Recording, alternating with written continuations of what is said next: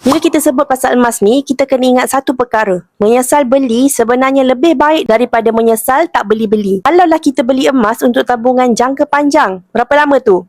2 tahun ke atas. Sebenarnya tak perlu pun kita nak monitor harga setiap hari. Dia akan buang masa kita, akan buang emosi kita. Bila harga turun, kita mula rasa menyesal. Alamak, kenapa aku beli masa harga tengah tinggi? Nanti bila harga naik lagi, waktu tu menyesal lagi. Kenapa aku tak beli banyak masa harga turun hari tu?